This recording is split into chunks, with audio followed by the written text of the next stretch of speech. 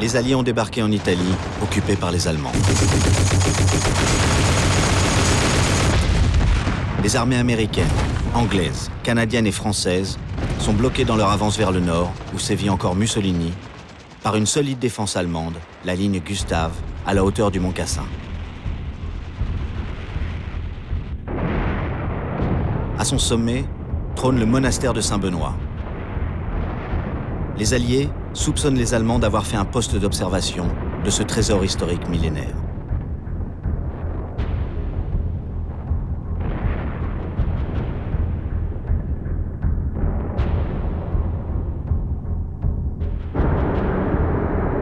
« 224 bombardiers alliés vont larguer 420 tonnes de bombes sur le monastère. La Seconde Guerre mondiale ne respecte rien. Et déchaîne, partout, l'enfer. »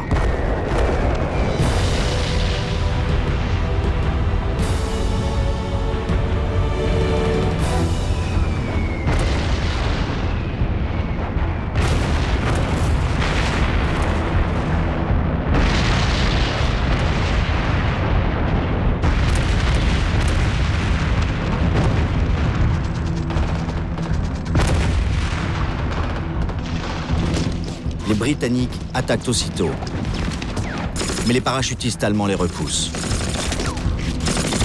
Ces troupes de choc allemandes sont désormais solidement retranchées dans les ruines du monastère. Le bombardement n'a servi à rien.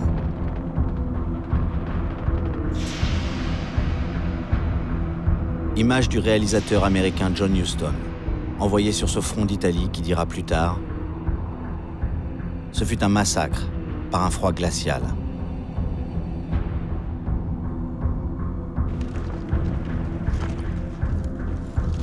Pourtant, Churchill avait dit « L'Italie, c'est le ventre mou de l'Europe ». En attaquant ainsi, par le sud en Italie, Churchill espérait prendre Berlin avant les Russes. Et de son côté, l'armée rouge avance, irrésistiblement. Kiev est libérée. La Wehrmacht abandonne l'Ukraine, dont Hitler ordonne la destruction systématique.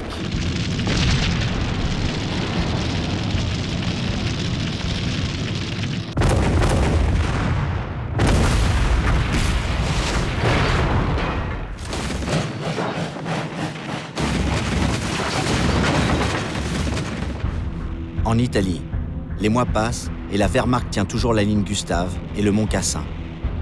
Le général français Juin propose alors de franchir le fleuve Garigliano pour surprendre les Allemands qui ne défendent pas ses pentes, jugées trop raides. Mais les rudes soldats d'Afrique du Nord parviennent à gravir la montagne et donnent à l'armée française sa première victoire de la guerre, qui ouvre la route de Rome aux Alliés.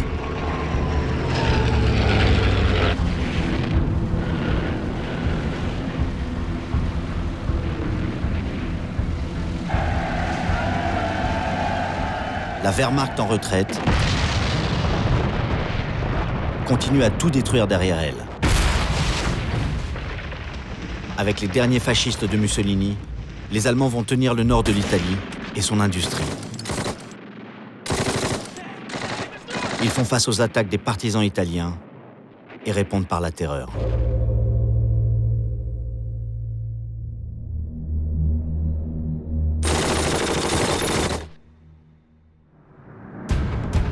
Au même moment, dans le sud de l'Angleterre, la machine de guerre alliée pour le débarquement en Normandie se met en marche.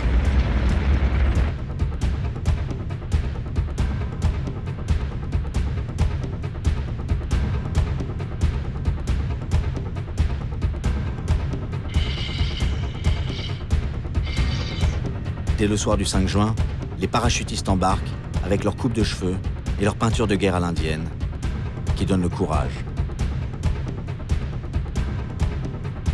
Le commandant en chef des armées alliées, le général Eisenhower, vient leur dire « Vous partez pour la croisade ». Eisenhower a des millions d'hommes sous ses ordres, et pourtant il est proche d'eux. Tous l'appellent affectueusement Ike. Le président Roosevelt l'a choisi parce que c'est un bon organisateur et surtout un diplomate, ce qui est utile dans une coalition. L'objectif est de débarquer sur 5 plages normandes étalées sur 100 km entre la Seine et le Cotentin. Là où les défenses allemandes du mur de l'Atlantique sont les moins denses. De très violents bombardements tactiques alliés frappent non seulement la Normandie, mais toute la France au nord de la Loire et la Belgique, pour que les Allemands ne localisent pas la zone du débarquement. Tout ce qui pourrait permettre l'acheminement de renforts allemands est matraqué. Les voies ferrées, les gares de triage, les routes, les ponts. À minuit, le 5 juin, les planeurs chargés de para-britanniques et les Dakota américains se glissent vers l'intérieur des terres normandes.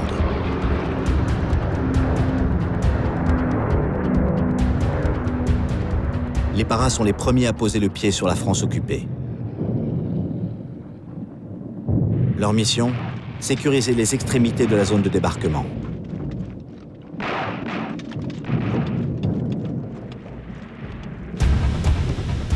La flotte alliée approche. C'est la plus grande armada de tous les temps. 6000 navires.